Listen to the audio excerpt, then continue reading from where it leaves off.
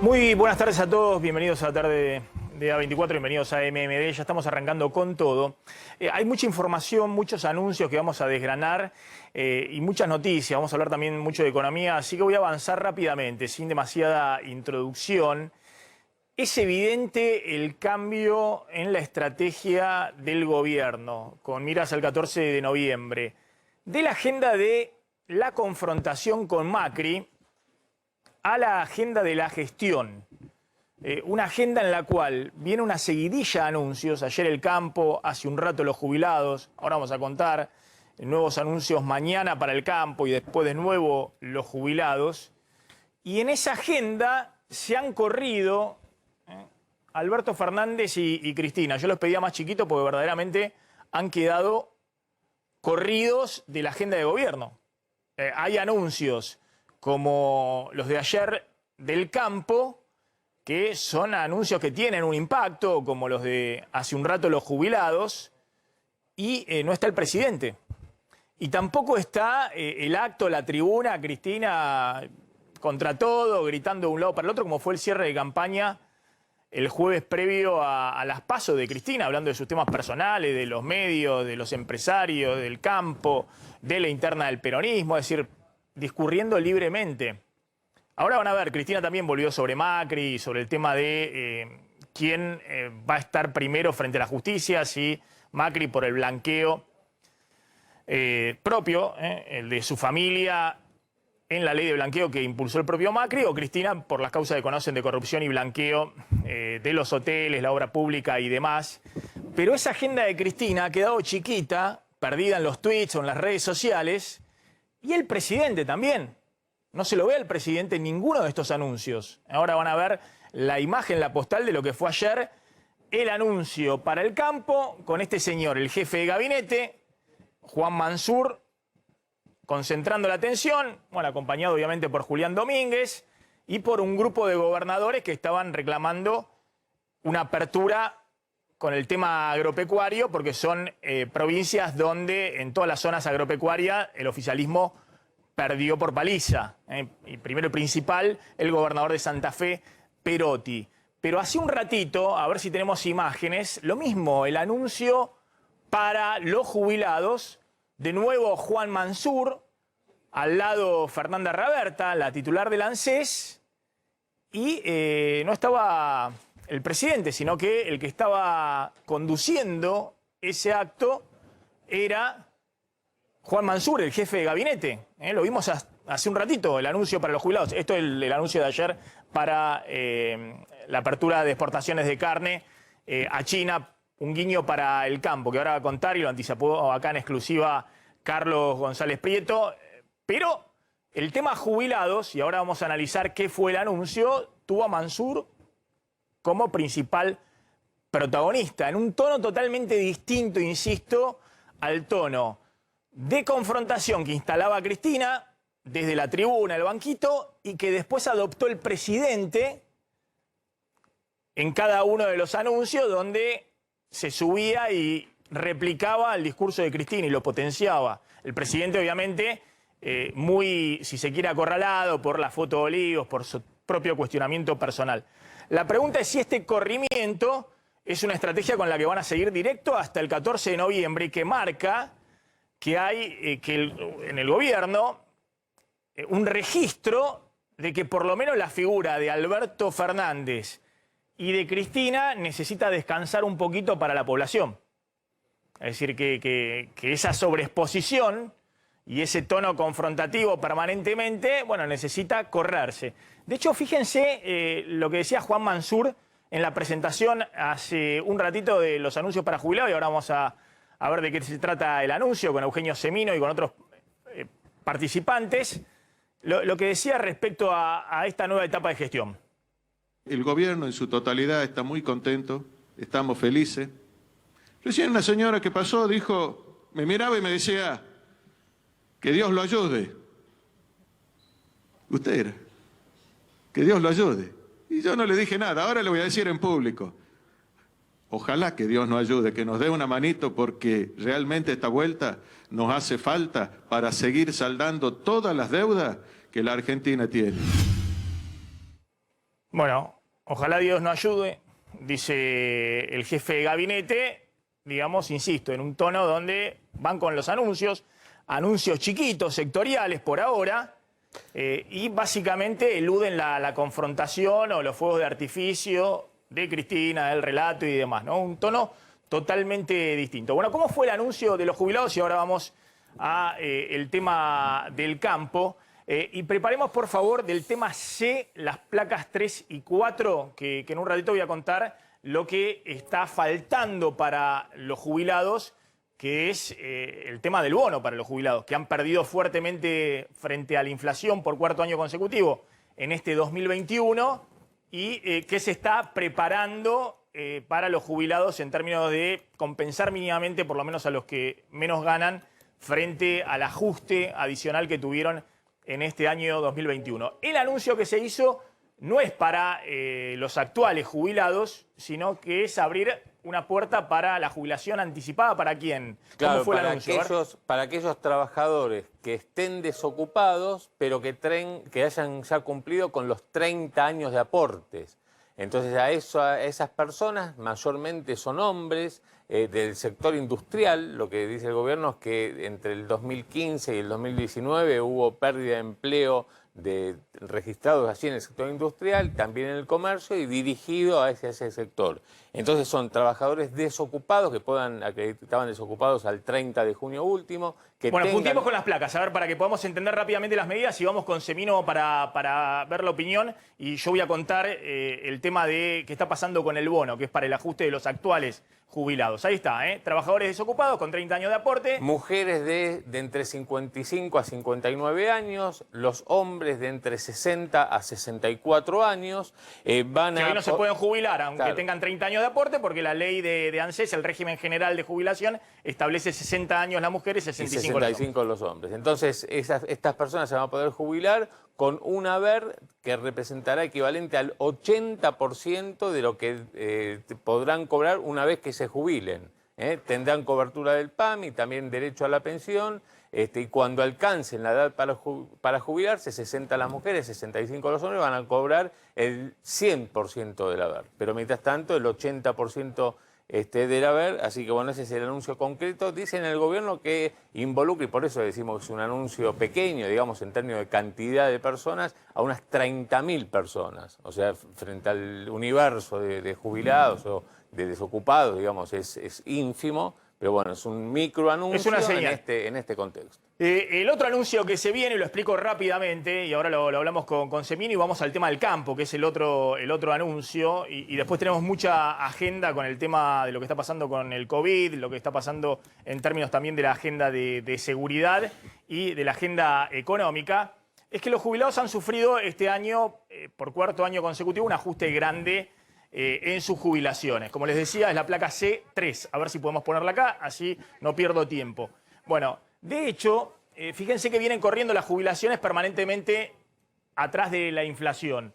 En el primer trimestre, la inflación ya estaba rápidamente en el primer trimestre del año en 13% y los jubilados tuvieron 8,07% de aumento, todos los jubilados en el primer trimestre del año. En junio, los jubilados recibieron el segundo aumento y ya el aumento de la jubilación fue 21,2%. Pero en junio ya la inflación estaba corriendo, fíjense acá el dato, al 25,1%. Y con es decir, los jubilados de nuevo muy atrás hasta junio de la inflación. Con este 21,2% de aumento, los jubilados tenían que tirar hasta septiembre. Y en agosto, este fue el último dato oficial del INDEC, 2,5% de inflación, la inflación ya estaba en el 32,3%. Es decir, que los jubilados hasta el mes pasado estaban con 21,2% de aumento en lo que va del año y la inflación en 32,3%, muy por detrás de la inflación. Por primera vez, en septiembre, los jubilados equiparan a la inflación, porque en el aumento que tuvieron de 12% en este mes de septiembre, pasan a tener un aumento del 36,2% los jubilados y la inflación, suponiendo un 2,5% en septiembre de inflación, en el gobierno dicen que puede ser un poco más, 2,9%, más cercano a 3%, pero si fuera 2,5%, la inflación acumulada a septiembre estaría ya, en lo que va del año, 35,6%. Es decir, que los jubilados por primera vez le sacan un poquito a la inflación recién ahora en septiembre, pero estuvieron perdiendo durante todo el año frente a la inflación.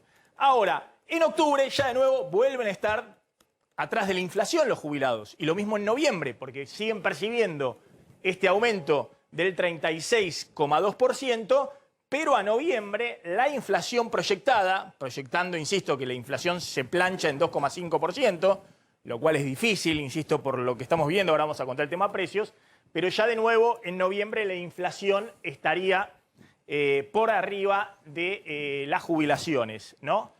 Porque la jubilación estaría nuevamente en 36,2%, es la misma que se aplica desde septiembre, y la inflación a noviembre ya estaría en el 42,8%, casi 43%, es decir, muy por delante de las jubilaciones.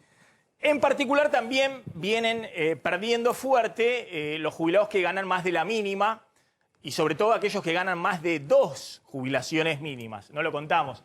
Esto es lo que han perdido este año frente a la fórmula anterior, la fórmula que se votó en el gobierno anterior de ajuste jubilatorio. Y la nueva fórmula que impulsó Guzmán establece que a septiembre los jubilados de la mínima estaban perdiendo 800 pesos por mes respecto a lo que les correspondía con la fórmula anterior. Los jubilados de 2 jubilaciones mínimas estaban perdiendo 4.000 pesos por mes respecto a lo que correspondía con la jubilación anterior. Los jubilados de 3 jubilaciones mínimas estaban perdiendo más de 7.300 pesos mensuales, están perdiendo respecto a lo que les correspondía en la jubilación anterior. Y los jubilados de la jubilación más altas, 4 haberes mínimos, por ejemplo, están perdiendo más de 10.000 pesos mensuales respecto a lo que les corresponde con la jubilación anterior. Lo de la jubilación máxima están perdiendo más de 21.000 pesos mensuales respecto a lo que les correspondía con la jubilación anterior. Bueno, esto se sabía. El tema es que no solamente están perdiendo respecto a lo que les correspondía con la jubilación anterior, sino que están perdiendo frente a la inflación su poder de compra. Entonces se está evaluando el tema de una compensación. Ahora en octubre se habla de alrededor de 6.000 pesos. Vamos a ver cuál es el número final. Al menos para los jubilados que ganan una jubilación mínima o hasta 2 veces la mínima, ¿no? Que sería una jubilación de hasta 40.000, 45.000 pesos. Podrían recibir algún bono, que es lo que se está definiendo. Hoy se anunció algo más chiquito, mucho más chiquito, en términos de números y demás, que es este tema de la jubilación anticipada. Eugenio Semino, gracias como siempre por atendernos, defensor de la tercera edad. Eugenio, simplemente el anuncio de hoy, ¿a qué universo de personas abarca? ¿Cuáles son los cálculos que tiene respecto a la gente que se podría jubilar en base a lo que se anunció hoy?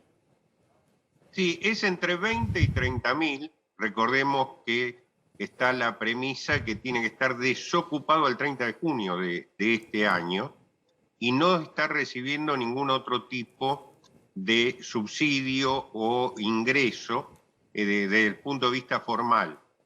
Así que esto lo que llama la atención, yo reitero, que el propio oficialismo no le dio tratamiento legislativo a proyectos que hay de la oposición y de la diputada oficialista Mirta Tundi, que es más, fue quien presidió la Comisión de Seguridad Social y, aduciendo el costo fiscal de la medida, quienes ahora sacan este programa se negaban a tratarlo en el recinto, ¿no es cierto? Parece ser que, como el costo fiscal no es inmediato, vale decir que se va a dar en los próximos 2 años, es cuando se va a ir notando, y aparte el universo es muy reducido, pareciera ser que tal cuestión no se evalúa. En realidad, Maxi, estamos ante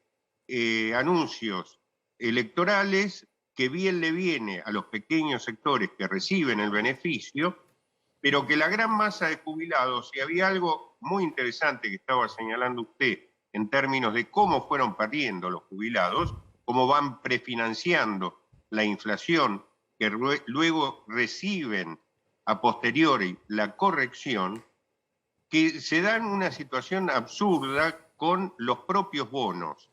Por ejemplo, el jubilado de la mínima recibió 28.000 pesos en agosto y en este mes de septiembre está recibiendo 25.900 con el reajuste por ley de movilidad del 12.4. Por lo cual, esos bonos distorsionan y ya tenemos en ciernes un nuevo caso Badaro a partir de lo que usted señalaba, cómo se acható la pirámide en marzo del año pasado, cosa que tenemos cuestionado judicialmente en la Corte Suprema, porque es absolutamente inconstitucional, y ya está estallando una gran litigiosidad como ocurrió en otros tiempos, que en definitiva la justicia se colapsa y el jubilado cada vez gana menos y tiene menos derechos, ¿no? Bien, justamente quería ese punto, ¿no? Que es el tema clave que todavía está faltando acá, ¿no? Más allá de lo que están perdiendo todos los jubilados frente a la fórmula de movilidad anterior, que no sé si escuchaban el audio de Vallejos, critican, nos hicieron votar una fórmula que estaban negociando con el FMI para el ajuste y lo que fuera, y nosotros tuvimos que encima defenderla. Más allá de eso, el tema de que esa fórmula puede funcionar cuando la economía está creciendo, y probablemente si la recuperación económica siga, pueden recuperar el año que viene algo de lo que perdieron los jubilados, ir recuperando, porque ahora se ajusta fundamentalmente por recaudación, ¿no? Por nivel de actividad. Pero más allá de eso, bueno, está la gran discusión de cuándo viene el anuncio grande para los jubilados, que es este tema del bono para compensar. ¿Para compensar qué? Bueno, lo que estaba mostrando recién, ¿no? La pérdida frente a la inflación. La pérdida frente a la inflación. Es decir, cómo los jubilados han venido corriendo permanentemente frente a la inflación, por atrás, desde el primer trimestre, en junio, pudieron alcanzar mínimamente la inflación en septiembre, pero ya octubre y noviembre vuelven a quedar atrás de la inflación. Entonces la pregunta es si, obviamente, los que ganen más de 2 mínimas van a seguir quedando. Es el próximo, ese anterior gráfico, es el que vengo mostrando, el tema de inflación y jubilaciones. Es el que mostré, digamos, lo que acabo de explicar recién y no voy a repetir. Entonces, la pregunta es cuánto sería el bono para compensar al menos los jubilados de la mínima y los que ganan hasta 2 jubilaciones mínimas. Mire, el bono tiene la particularidad de extinguirse muy rápidamente porque el jubilado llega con deudas contraídas. El bono termina sirviendo para pagar una expensa que no se pudo hacer o parte de un alquiler. Lo que sigue ocurriendo es que se sigue distorsionando la proporcionalidad de la pirámide y no se cubre, cada vez está más distante. La última canasta que tenemos nosotros del jubilado, la próxima se va a publicar la primera semana de octubre, con gastos de vivienda estaban 64.000 pesos, por lo cual esto, inclusive medido, y es muy interesante lo que usted señalaba, porque este último año, donde han sido el pato de la boda los jubilados, lo que era el escenario donde se movió el adulto mayor es en un escenario de pandemia. Es cuando más necesita comer, no trabajar. Todo esto no se respetó. Por lo cual la distorsión se va dando cada vez más en el tiempo, porque recordemos que al achatarse la pirámide, por ejemplo, el que recibió en marzo del año pasado, que fue cuando se generó la distorsión, el reajuste del 3.7% en lugar del 11.56 que habían recibido las mínimas, sigue perdiendo. Son 2 millones prácticamente de jubilados que exceden la mínima y que quedaron muy por debajo de lo que le correspondía. Eso es deuda del sistema para con los jubilados y obviamente los de la mínima siguen mendigando por estos bonos que se extinguen rápidamente, porque que el jubilado prefinancia la inflación. Claramente, ¿no? que son por única vez, obviamente, y que es un poco la condición también que ha puesto Guzmán para soltar el dinero, que todo esto sea en el sistema previsional por única vez, porque obviamente si no tiene un costo muy grande. Bueno, pasando en limpio, lo que anunciaron hoy, estamos analizando recién con Semino, es algo chiquito, bueno, muchos dicen necesario, porque hay mucha gente que efectivamente tiene los 30 años de aporte legales, ya tienen 55 años las mujeres, 60 años los hombres y están desocupados y es muy difícil para ellos reinsertarse en el mercado laboral a esa edad, por lo tanto van a poder ahora cobrar al menos el 80% de la jubilación que les corresponde y cuando cumplan la edad legal de 60 años las mujeres, 65 los hombres, el 100% de la jubilación. Pero el anuncio más grande, acá estamos hablando que están en condiciones entre este año y el próximo, 20.000, 30.000 a lo sumo personas en estas condiciones. Es un segmento chico, digamos, del mercado laboral. Obviamente lo que decía Claudio, sobre todo aquellos que hicieron 30 años de aporte del sector industrial, que estaban totalmente en blanco y demás, porque hay que tener 30 años de aporte, digamos, en una edad más temprana, más joven, ¿no?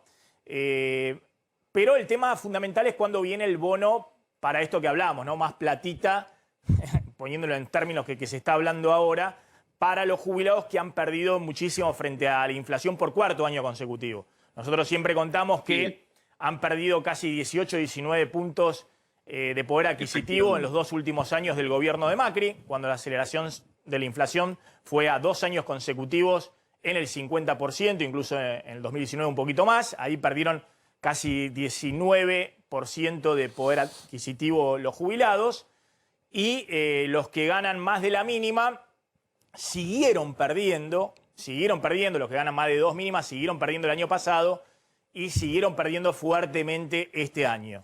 Los que ganan la mínima salieron el año pasado empatados, mínimamente empatados con las compensaciones, el aumento diferencial, los bonos y demás, empatado con la inflación del 36%, pero este año de nuevo, las compensaciones para la mínima también, o hasta 2 mínimas han sido por única vez, siempre corriendo atrás de la inflación, con lo cual la licuación ha sido este año más generalizada, ya sobre la base del ajuste y la licuación que había en los 2 últimos años del gobierno de Macri, que fue muy pero muy fuerte. Entonces acá la discusión es, bueno, ¿qué va a anunciar el gobierno ahora en octubre para compensar por lo menos a los jubilados de la mínima o hasta una jubilación y medio mínima o 2 jubilaciones mínimas? Estamos hablando de hasta 40.000, 45.000 pesos. 46.000 pesos. Sí. 45.000, 46.000 pesos mensuales de jubilación. Bueno, si va a haber un bono que se está hablando de alrededor de 6.000 pesos. Vamos a ver si ese es el monto. Y esto es lo que está discutiéndose en este momento en el Ministerio de Economía. Después, bueno, dependerá de cómo siga la película, dependerá de si se acelera o no la inflación. Si la inflación se logra controlar y la economía sigue recuperándose, los jubilados recién el año que viene podrán empezar a recuperar poder adquisitivo perdido. Bueno, para eso es fundamental que no haya otra crisis cambiaria y otra aceleración de la inflación. Sí, hacía mentalmente la cuenta, 2 mínimas sería alrededor de 52.000 pesos. 52.000 pesos porque la mínima ahora ya en septiembre está en tomando 25.900. la de 25.900 pesos. Perfecto. Bueno, por eso hay que ver si siguen el criterio que el bono sea hasta 2 mínimas o si es una mínima y media. Eso es lo que se va a definir en las próximas semanas y seguramente va a haber otro anuncio para los jubilados. Este fue el primero de los anuncios para los que están por jubilarse. Semino, gracias, muy amable, como siempre, para ayudar a esclarecer y aclarar estos temas. Ahora va a contar Carlos González Prieto el otro anuncio que se hizo ayer, insisto, con este estilo. Se corre del escenario el presidente. El presidente antes estaba en anuncios, pero en anuncios chiquitito, minúsculo. De hecho, es un poco la factura que después le pasaban. Que como no tenía nada para anunciar, porque eran Guzmán sentándose sobre la caja fiscal, porque tenía que encuadrar la situación macro, si no se disparaban los dólares y demás, el presidente, cualquier anuncio que había, iba y estaba presente y se paraba en el anuncio y empezaba a hablar de lo que había dejado el gobierno anterior y la confrontación, que Macri, que Vidal había arrasado la provincia. Estaban todos prendidos en esa lógica. Y la expresidenta, la actual vice, lo mismo. Aprovechaba por ahí algún anuncio del gobernador en la provincia, se subía a la tarima y empezaba con la confrontación, desviando también algunas cosas ya más de tinte personal, digamos. Empezaba a hablar de los jueces, de sus causas y demás. El propio presidente, el año pasado, cuando tuvo en el centro de su agenda la pandemia y la crisis económica, y era el momento donde tenía 70% de aprobación en los primeros meses, después, ya hacia agosto, empezó a virar y empezó también con el esquema de la agenda de la confrontación. Algunos decían la agenda de Cristina. La confrontación con Larreta, con Juntos por el Cambio, pero también la agenda judicial. Metió el tema de la reforma judicial. Y en medio de la pandemia, que no se podía dejar y postergar y demás. Fíjense que ese no parece ser hoy lo que guíe la agenda del gobierno. De hecho, la agenda del gobierno es anuncios que tienen una relevancia mucho mayor de que muchos de los anuncios que se anunciaron antes de las PASO, y aún así está corrido el presidente, está el jefe de gabinete Mansur, rodeado con gobernadores, con los ministros, o como veíamos hace un rato, Mansur con la titular del ANSES anunciando el tema de los jubilados. Pero el presidente no está. Y la vicepresidenta por ahora aparece en Twitter. Ahora vamos a contar cómo apareció con el tema de las causas de Macri y cruzándose con Mauricio Macri. Vamos al móvil, porque está muy movida la calle y ahora tratamos el tema de los anuncios del campo. Está Diego de Nicolás en la calle.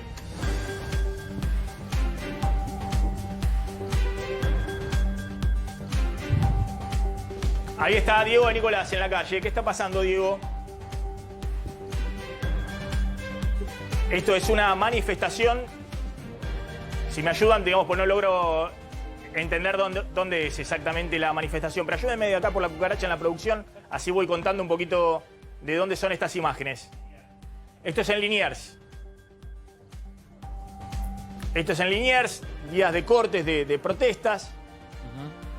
Bueno, ya vamos a volver con Diego de Nicolás ahí al móvil. Bueno, anuncios para el campo. Lo habías anticipado vos, Carlos.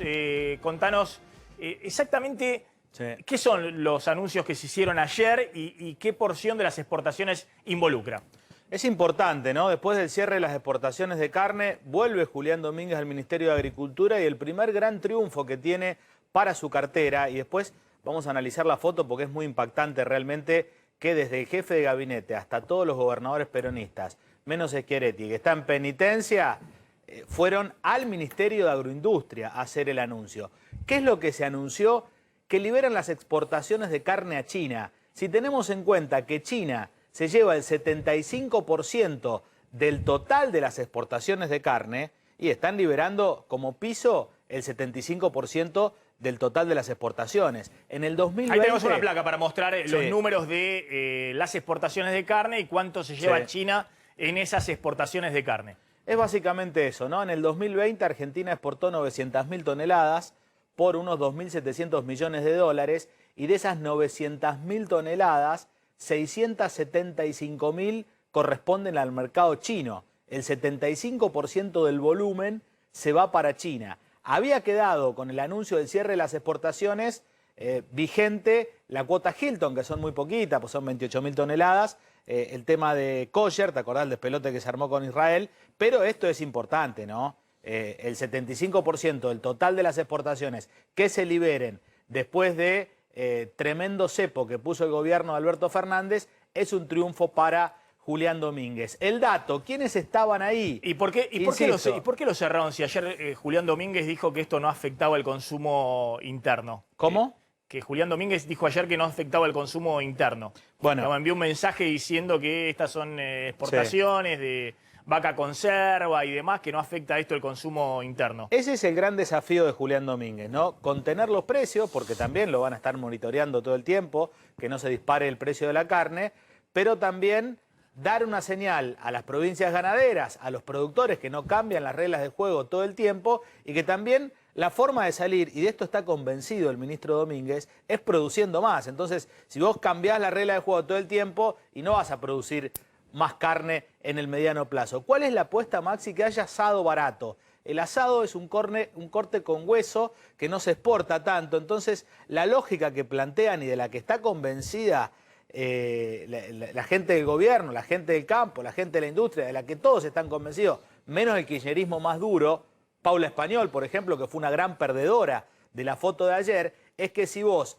producís más carne y permitís que se exporten determinados cortes, haces que los cortes que no se exportan, el asado banderita, que es tan rico, por ejemplo, puede ir al mercado interno de una forma más barata. ¿Por qué? Porque se exporta mucho más. Carlos, contame el tema del trasfondo político de esta foto, donde se ve que está corrido el presidente, está corrida Paula Español, la la secretaria de Comercio, que en algún momento se hizo cargo, digamos, Sí. de la medida del cierre de las importaciones, perdón, de las exportaciones de carne. Se decía quién fue, si fue Culfas en el Ministerio de Producción, bueno, o si directamente fue Paula Español, la segunda de Culfas, una economista que es de la cámpora, digamos, que obviamente tiene toda la sintonía con Kicillof y demás. Ayer la foto era Sí. los gobernadores del peronismo Menos Schiaretti, ¿eh?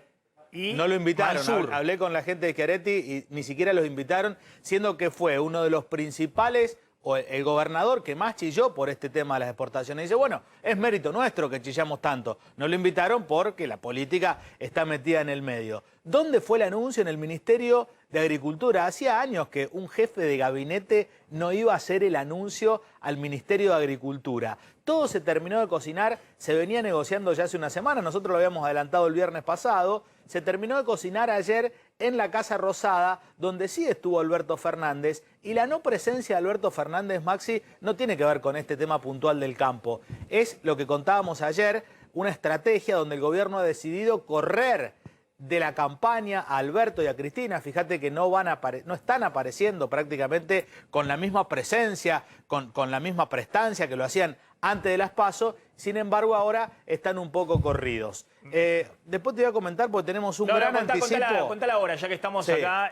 Información exclusiva de otro Sí. anuncio que se viene mañana también para el campo. Así es. Y fíjate cómo lo podrían haber anunciado ayer también, pero lo que quieren es darle la fuerza necesaria a cada noticia. Otro datito de la foto de Pero pará, Julián contame el Domínguez. anuncio, estamos con Pero pará, pero información todo exclusiva. tiene que ver con todo. El dato, la gente del Consejo Agroindustrial Argentino no estaba ayer en el anuncio. Rescataron a la mesa de enlace como interlocutores válidos. Es decir, ¿a quiénes sentaron del campo? Nada más que a las 4 entidades del campo. Y a la gente del Consejo Agroindustrial Argentino los van a sentar mañana a las 6 de la tarde en la Casa Rosada, este es un anticipo exclusivo, donde van a anunciar lo que vos habías anticipado hace algunos meses. Hace un año, exactamente, ley- en junio del año pasado, ¿te Sí, acordás? ¿cómo pasa el tiempo? Claro. Era un plan Sí. integral para el sector agroindustrial con desgravaciones impositivas. Exacto. Y un plan integral que obviamente beneficiaba el empuje del sector. Y cuando lo iban a anunciar aparece el proyecto de expropiación de Vicentín. Exacto. Y eso queda totalmente corrido y el gobierno enfrascado en la discusión de Vicentín, que después tuvo que dar marcha atrás en todos los colores posibles. Ahora, esto que van a anunciar mañana, Sí. contá, ¿qué es el Consejo Agroindustrial? Es una entidad que en algún momento fogoneó el gobierno también cuando estaba más peleada con la mesa de enlace, que es la que representa a los productores. La mesa de enlace es Federación Agraria, los pequeños, confederaciones rurales, Sociedad Rural y Coninagro. El Consejo Agroindustrial Argentino están muy metidos los exportadores, están las bolsas, hay 42, está casi todo el sector agropecuario metido ahí en el medio. Tiene una presencia muy fuerte de Ciara, que es la Cámara de Exportadores Cereales y Oleaginosas, la preside al Consejo Agroindustrial Argentino el presidente de la Bolsa de Cereales de Buenos Aires, es decir, está metida más la industria. Yo no pude ver el Sí. último proyecto de del programa agroindustrial o el plan agroindustrial y demás, pero por ejemplo el del año pasado, que finalmente no presentaron para que la gente tenga idea de qué se trata, era una serie de medidas puntuales, desde impositivas, Sí. financieras, desgravaciones y demás, para facilitar la inversión en el sector agroindustrial. Por ejemplo, si uno compraba una camioneta o un tractor o una cosechadora, parte de eso se podía tomar, esa inversión, parte de ese IVA se podía Sí. tomar y amortizar más rápido, es decir, una serie de incentivos volcados al sector agroindustrial. Vos lo que me querés decir es que están con esta tónica de mostrar gestión y tratar de alguna manera, no digo de amigarse, pero de reconciliarse Sí. con los sectores que están muy enojados con el gobierno. Es el mismo proyecto, Maxi, ¿eh? El proyecto que trabajó Sergio Massa, que en su momento estuvo Gabriel Delgado, ¿te acordás que iba a ser interventor de Vicentina? Ahora está en un organismo internacional. Es un proyecto que habían charlado también con Martín Guzmán. Bueno, ayer en una agenda frenética que tuvo Julián Domínguez también estuvo hablando de esto con Martín Guzmán. En esa reunión que hubo en la Casa Rosada estuvo Sergio Massa, estuvo Máximo Kirchner, estuvo el presidente Alberto Fernández también, y ahí decidieron finalmente mandar este proyecto de ley como iniciativa del Ejecutivo al Congreso de la Nación y el anuncio es, esto repito, información exclusiva, mañana 6 de la tarde en la Casa Rosada, va a ser seguramente la tapa de los diarios de la tarde. Está Pablo Goldín esperándonos. Pablo, gracias por atendernos, muy amable como siempre. Hola, Maxi. Bueno, Pablo, estamos contando que es evidente el viraje del gobierno desde el punto de vista de la estrategia, ¿no? Salen de la agenda de la confrontación, de buscarlo a Macri en el escenario y demás. Se corre, para descansar un poquito la imagen magullada en la última elección, Alberto Fernández, también Cristina, aparece el jefe de gabinete con los ministros haciendo anuncios. Lo que está faltando todavía es el plan platita, porque todos estos anuncios por ahora son anuncios que el gobierno hace sin poner nada relevante en términos de gasto fiscal. Contamos que falta el anuncio en serio para los jubilados, el anuncio para el IFE, para 3 millones de personas. Vamos a ver de qué monto, si son los 15.000 pesos y demás. ¿Cómo ves que viene esa secuencia? ¿El gobierno tiene margen efectivamente para ir dosificando los anuncios ahora a partir de octubre? Mirá, yo estuve escuchando el programa tuyo de hoy y también de ayer, que vos hacías mucho hincapié en que acá el problema más que la platita de estas semanas es lo que va a pasar después.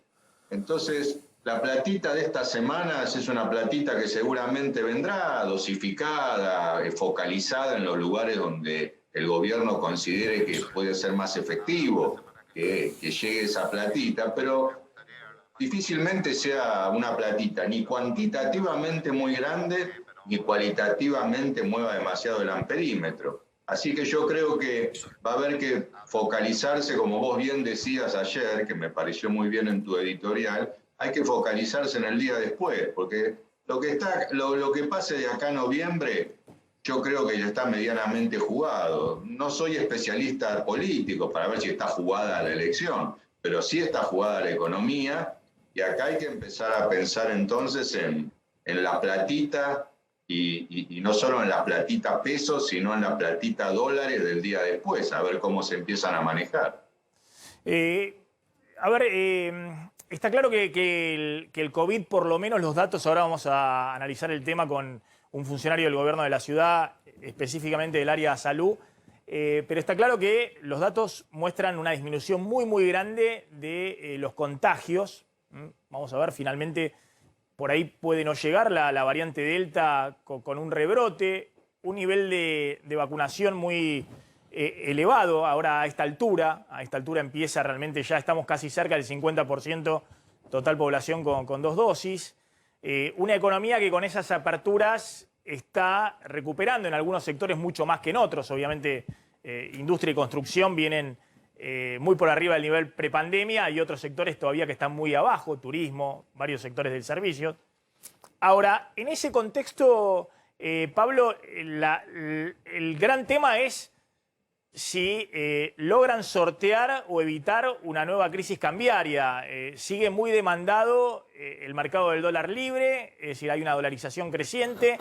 ¿Cómo están en este momento los dólares libres? Bueno, el contado con liqui, el que maneja, el que interviene en el gobierno, 178, que ahí ya tenés una suba respecto del día de ayer de 3 pesos, del cierre del día de ayer. Después los demás dólares entre 195 y 196, el CENEV y lo que justamente se operan con distintos activos financieros, y después el dólar paralelo está a 187,50, 50 centavos arriba del cierre de ayer. Bueno, ahí está, todos los dólares que hay libres. Bueno, ahí lo que contaba, ahí, muéstrenlo, ahí directamente lo que contaba ahí Claudio Zlotnik. Ayer hubo una señal positiva que fue que el gobierno logró refinanciar toda la deuda que le vencía en septiembre, y logró incluso conseguir algún financiamiento neto adicional. Me interesa esto analizarlo con vos, Pablo, porque efectivamente, si uno mira los grandes riesgos que hay por delante acá, son dos. Uno, que una parte de los depósitos corran al dólar, y el otro gran riesgo es que no se te renueve la deuda en pesos, y que parte de esa deuda en pesos corra efectivamente al dólar. Ayer hubo una buena señal que fue efectivamente la renovación de la deuda en pesos. El gráfico B1, por favor, para poder mostrarlo con números, ¿no? En estos 3 meses vencen alrededor de 1 billón de pesos de deuda. Había vencimientos muy grandes ahora en septiembre. Ayer vencían 185.000 millones de pesos. El gobierno logró colocar bonos en pesos por ese monto, incluso 20.000 millones de pesos más. Con lo cual la refinanciación de deuda en septiembre fue del 108%. Se renovó todo lo que vencía y se colocó deuda neta adicional para cubrir el déficit fiscal. Esto es muy importante, se venía ya en esos niveles de refinanciación durante todo el año, pero agosto el gobierno no había podido refinanciar todo lo que vencía de deuda en pesos. Cuando no se refinancia el total de la deuda en pesos, el Tesoro le tiene que pedir al Banco Central que le emita pesos para pagarle al acreedor. Y con esos pesos el acreedor corre al dólar. Nosotros contamos que acá hay 2 grandes fondos de inversión, que son PIMCO y Templeton, que tienen más de 1.300 millones de dólares a los tipos de cambio libres en deuda en pesos. Si no renuevan esta deuda, le piden los pesos al Tesoro, que se los da el Banco Central emitiendo, corren a los dólares libres y pueden disparar adicionalmente los dólares alternativos. Ayer fue una buena señal. ¿Cómo lo interpretás? Obviamente, el gobierno, ¿qué ha hecho para poder renovar más fácilmente la deuda en pesos? Ha puesto a los bancos del sistema financiero total, local, a comprar deuda en pesos, con los depósitos de los ahorristas en pesos. Entonces, obviamente los bancos locales están muy activos en ese mercado y no tienen otra que refinanciarle la deuda, pues no pueden correr al dólar, no tienen otra que refinanciarle la deuda al Tesoro Nacional. Pero estás viendo que el gobierno logra en este frágil equilibrio que tiene hasta el 14 de noviembre evitar una disparada adicional de los dólares libres.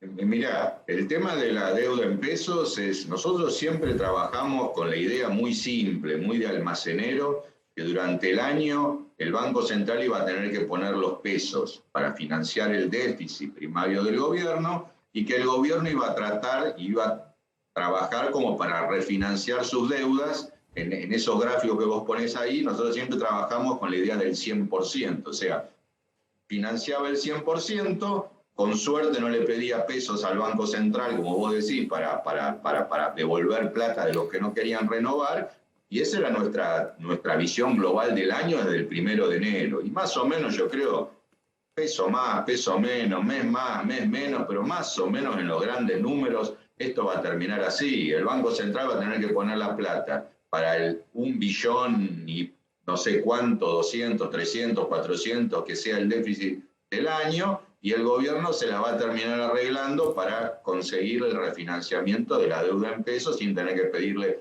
plata adicional al Banco Central.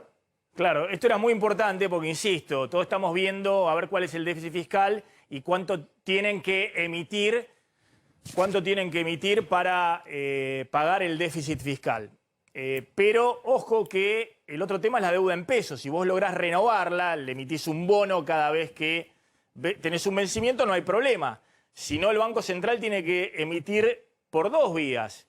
Tiene que emitir para darle los pesos al Tesoro Nacional para que pague el déficit fiscal, las jubilaciones, los salarios, la obra pública, todos los gastos del sector público. Y además tiene que darle pesos al Tesoro para que pague la deuda que no se renueva. De hecho, Placa 2, sí, en lo que va del año, lo que ha logrado el gobierno es no solamente refinanciar toda la deuda en pesos que vino venciendo, vencieron más de 2 billones de pesos desde que comenzó el año de deuda, no solamente logró refinanciar eso, es decir, colocar nuevos bonos para no tener que emitir pesos para pagar esa deuda, sino que consiguió financiamiento neto por 400.000 millones de pesos. Es decir, emitió deuda adicional por 400.000 millones de pesos y de esa manera se ahorró de pedirle 400.000 millones de pesos de emisión adicional al Banco Central. Y esto es un equilibrio frágil, un poco lo que contábamos, pero vos decís que ves que ahí más o menos la cosa está ordenada.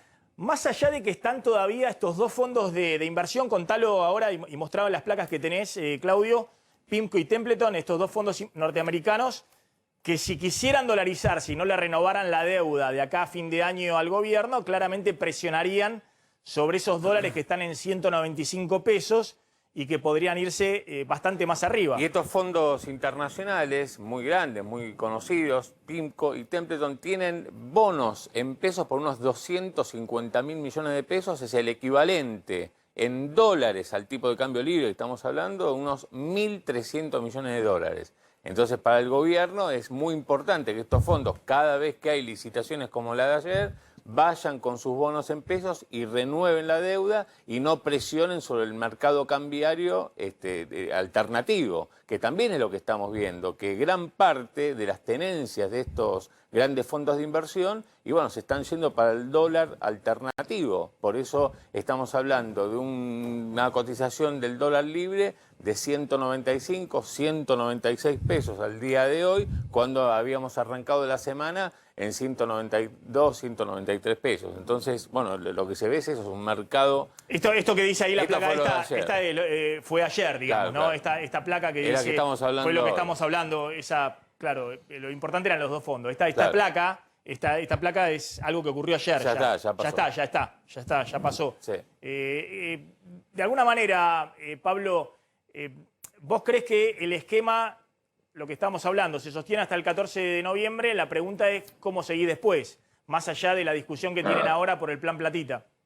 Claro, lo que pasa es que el Banco Central está como los presos, ¿viste? Contando los días, pero no solo tiene que contar los 45 días hasta el 14 de noviembre. El Banco Central estoy seguro que está viendo cómo cuenta los 750 días que vienen después del 14 de noviembre hasta diciembre del 2023, porque te digo una cosa, con los dólares, con la poquita cantidad de dólares que tiene hoy el Banco Central, más allá de que si coloca, no coloca, emite, no emite, o con todo lo que está pasando, está siempre muy finito, muy finito. Y vos, fíjate que te digo una sola cosa, en un año, digo para pensar en lo que viene, para pensar en los próximos 2 años, en un año donde tuvimos el salto exportador más grande de la historia, casi 20.000 millones de dólares de salto exportador, en un año donde tuvimos la emisión global de DEX del fondo más grande de la historia y que pudimos tener 4.000 millones de dólares de regalo,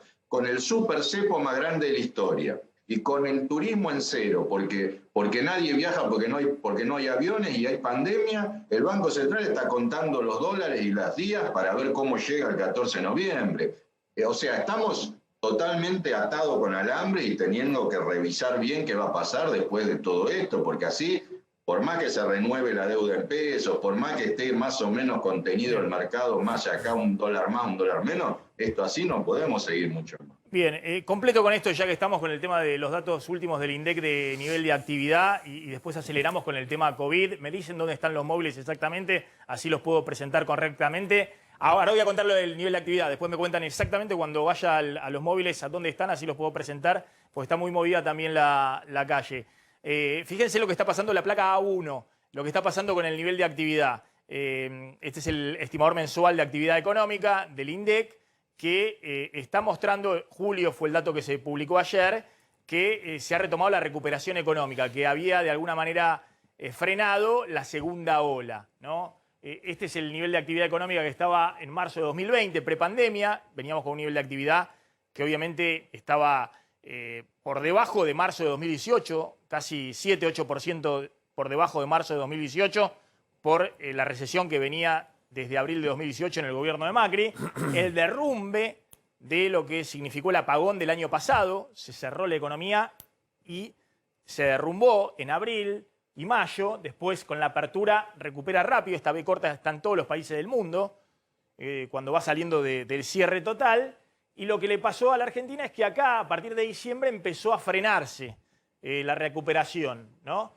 E incluso tuvo una recaída de 2-3 meses a partir de abril-mayo de este año, cuando pegó la segunda ola y hubo de hacer cierres puntuales adicionales. Desde entonces empieza a recuperarse nuevamente el nivel de actividad, sobre todo junio y julio. ¿Y cómo estamos ahora? Estamos acá. Si la economía no creciera más, cosa que no va a ocurrir porque sigue recuperándose seguramente en agosto, en septiembre, pero si se estancara acá, ya esto le da un piso de nivel de actividad de crecimiento este año del 7,9% a la actividad económica en el 2021. ¿Por qué? Porque acá, a este nivel, vos tenés que comparar con el promedio del año pasado, que era este nivel. Y eso, no voy a explicar acá lo que es el arrastre estadístico, esto te da un piso de crecimiento para este año de 7,9%, más o menos. Bueno, vamos a ver cómo termina recuperándose, pero probablemente la economía crezca arriba del 8% este año. Todavía no va a recuperar la caída del año pasado, que fue 9,9%, pero ya en este punto, acá, en este punto, la economía está 0,8% abajo del prepandemia, es decir, está casi ya en el nivel previo a la pandemia. Obviamente con una gran desigualdad. Hay sectores como la industria y la construcción que están muy por arriba del nivel prepandemia y hay sectores como el turismo o la gastronomía que están por debajo del sector del nivel prepandemia. Pero en promedio, esto mide la actividad económica de toda la economía, el EMAE del INDEC, está casi llegando al nivel prepandemia. Probablemente ya en septiembre o a más tardar en octubre se alcance el nivel prepandemia, obviamente si no hay ningún cierre adicional en octubre. Aún así, la economía en este nivel está 8,1% abajo de marzo del 2018. ¿Qué significa esto? Que estás saliendo de la pandemia, del derrumbe de la pandemia, pero todavía estás en la trayectoria de la recesión previa del último año y medio del gobierno de Macri. Estás 8% abajo todavía del nivel que tenía la economía en marzo del 2018, cuando le estalla la crisis a Macri, empieza la devaluación, la aceleración de la inflación y la caída de la actividad económica.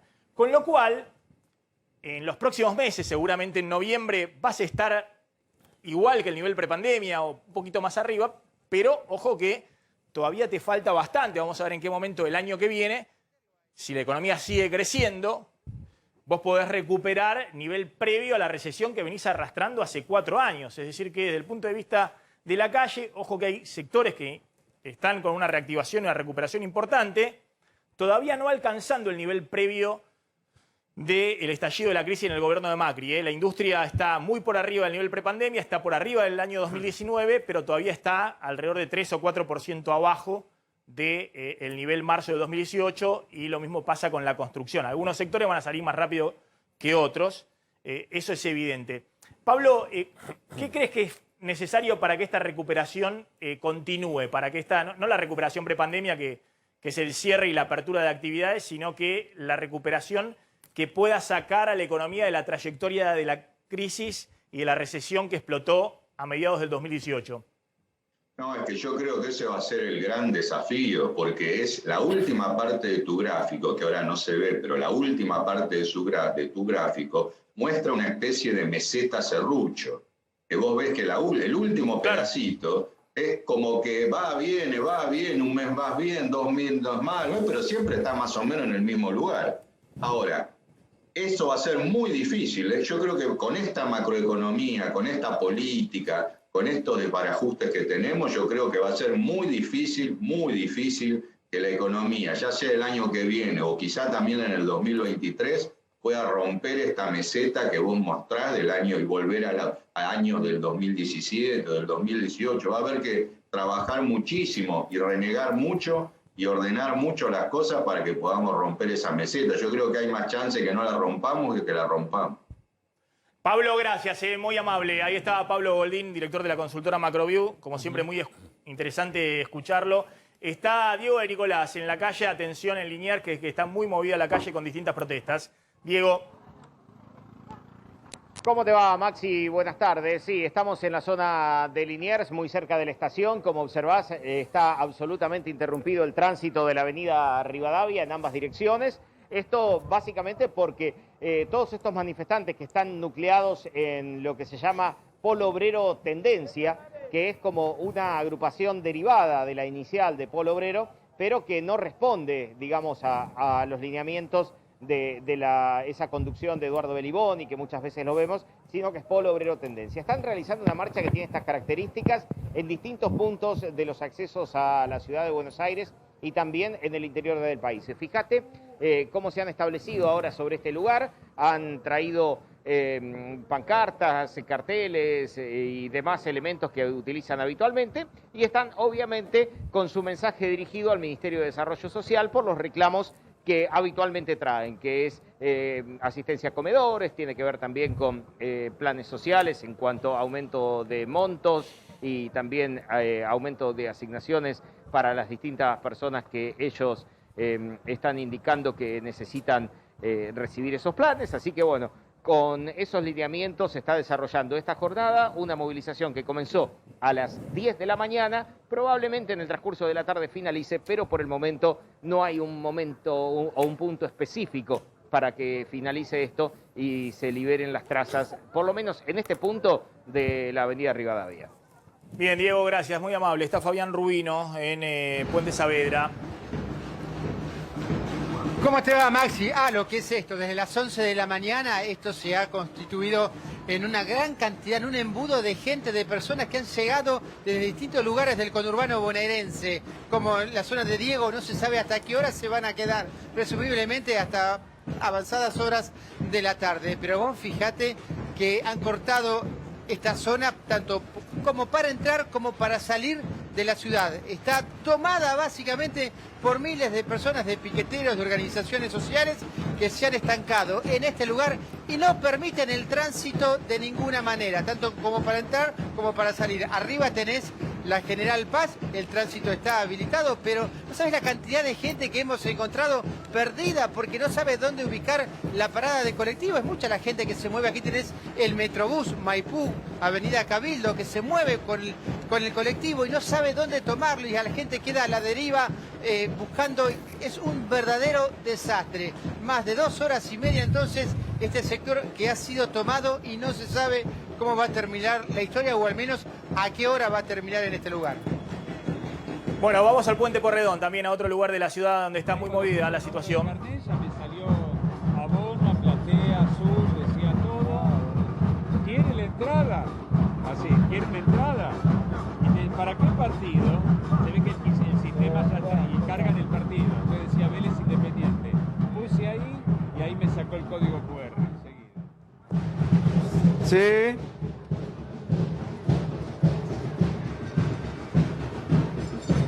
Hola Maxi, buenas tardes. Perdón que el ruido es ensordecedor. Aquí, bueno, una nueva jornada de protesta que tiene que ver con los ingresos a la ciudad de Buenos Aires. En este caso estamos en Avellaneda, es lo que es la calle Mitre, el acceso al Puente Pueyrredón. Aquí vas a ver las fuerzas federales, la prefectura, que está desplegada sobre el acceso al puente, y del otro lado las organizaciones de izquierda que han llegado hasta aquí, como ves el Polo Obrero, la facción que corresponde a Tendencia, Resistencia Popular y otras organizaciones que están a la espera supuestamente de una reunión en desarrollo social para ver luego cómo continúa esta jornada que tiene este corte aquí, pero también en la zona de Puente Saavedra, en los distintos accesos a la ciudad de Buenos Aires. Leo Godoy, gracias, muy amable ahí desde Puente Pueyrredón. Bueno, vamos con el tema precios, contame esta guerra que hay con el tema supermercados, me avisan cuando esté Batistela de la ciudad de Buenos Aires, así podemos avanzar con el tema COVID. Me vas a contar todo el tema político, de cómo están algunas críticas de intendentes de la provincia de Buenos Aires y también la discusión que hay en la oposición con todo el tema de las donaciones, el clientelismo político, el aparato del peronismo jugando en el conurbano, repartiendo distintos tipos de elementos rumbo a la elección. Bueno, y esto que estábamos contando antes, que con un gobierno, con un Alberto Fernández, Cristina Kirchner, que eligen no confrontar, justamente dedicarse en esta campaña a hacer microanuncios económicos y presentar, digamos, un escenario hacia adelante. Bueno, Cecilia Moró, que es diputada, que es vicepresidenta del bloque del Frente de Todos, bueno, dio una declaración, te digo, muy polémica y en pie de guerra contra uno de los sectores claves de la economía. Nos referimos a los supermercados. Fíjate lo que dijo Cecilia Moró. Dijo, no puede ser que la leche esté en un lado a un precio, en otro lugar a otro precio, y dice de los supermercados, si siguen especulando con la leche de los argentinos, con el empobrecimiento de la gente, lo que habrá que hacer es tomar acciones concretas y clausurar sucursales. Bueno, una declaración muy fuerte, obviamente. La pregunta que inmediatamente trasladé a algunos funcionarios muy importantes del Gobierno Nacional, del equipo económico, es si piensa justamente tomar esta iniciativa para hacer un anuncio de este tipo, de salir a clausurar sucursales o supermercados. Bueno, me decían que por ahora no quieren hacer ninguna declaración, pero vos fíjate lo que ocurre, a ver si Moró tiene razón, si es verdad que hay productos que en distintos supermercados el mismo producto cuesta con una variación de precios que no se podría justificar. Y fíjate, un sitio oficial que hace relevamiento de precios en supermercados, lo que consigna, y nosotros habíamos dado un adelanto de esto, es que justamente hay una variación de precios de hasta el 35% en un mismo producto en distintos supermercados e incluso en el mismo barrio. Entonces acá tenés, por ejemplo, qué pasa con un paquete de arroz doble Carolina, que hay una diferencia del 34,8% entre el supermercado A y el supermercado B, de la misma, digamos, cadenas, grandes cadenas. No estamos hablando de el mini mercadito o el supermercado que en el barrio se pone con un cajero solo, sino grandes cadenas. 35% de diferencia, por ejemplo, en el arroz Carolina, las galletitas de chocolate, esa marca, primera marca que ya se usa para la chocotorta, diferencia del 23,9%.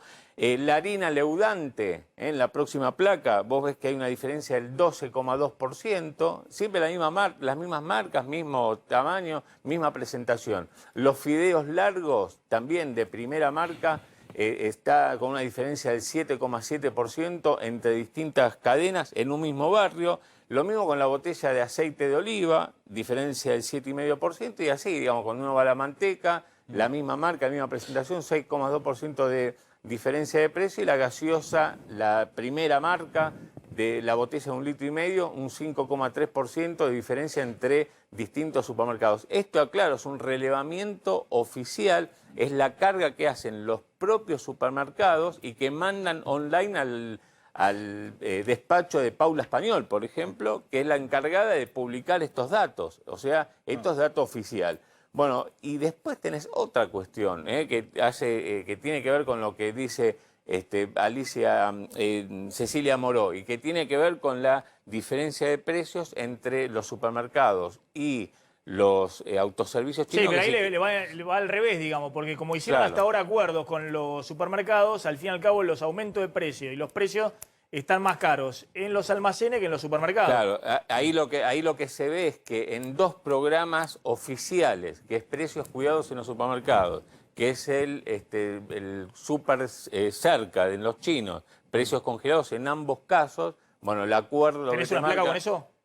¿Tengo? ¿Una placa? Sí, ahí está, ¿ves? Diferencias de hasta el 40% entre lo que el gobierno le permite vender a los supermercados y lo que les permite vender a los autoservicios chinos en los mismos productos, de hasta el 40%. Por ejemplo, acá está la leche, que hace mención Cecilia Moró, el cacao, diferencia del 32%. O sea, más barato en el supermercado. Más barato en el supermercado porque precios cuidados es más barato y porque hay una gran cuestión que el problema es esto, el problema de fondo se llama inflación, y la inflación se define como el aumento generalizado de precios. Es decir, no que te aumenta 1, 2, 10 precios, 50. Te aumentan 70.000, 80.000, 100.000 precios de la economía y todo al mismo tiempo. Algunos un poquito más, algunos un poquito menos. Los que son regulares los puedes dejar atrás y demás. Pero el problema de fondo es la inflación. Ahora esta mecánica, Maxi, esta mecánica de distorsión de precios, ¿es una consecuencia natural de una inflación de más del 50%? Digo, con una inflación del 50% ¿no se te distorsionan los precios relativos? Sí, y además lo que pasa en esta diferencia de precios entre las cadenas de supermercado y autoservicios chinos es que el autoservicio chino no llega a la empresa fabricante a entregarle el autoservicio, el almacén, va un mayorista, compra ahí la mercadería, vuelve al negocio y obviamente se pone un margen y termina vendiendo más caro que la gran cadena de supermercado. Acá la cuestión central es por qué una gran cadena de supermercado en un mismo barrio vende con una diferencia hasta el 35% el mismo producto. Y bueno, en eso hizo justamente hincapié hoy Cecilia Moró, y veremos si el gobierno toma, como pide la diputada y vicepresidente del bloque oficialista, si toma alguna medida o no. Yo te insisto, pregunté a los responsables del tema precios del gobierno y me dije, nosotros no nos queremos meter en lo que dijo esta diputada, es cuestión de ella. Sí. De hecho, el propio gobierno es el que salió del congelamiento de precios. Lo que vos contaste, Claro, terminó claro. con los precios máximos el propio gobierno.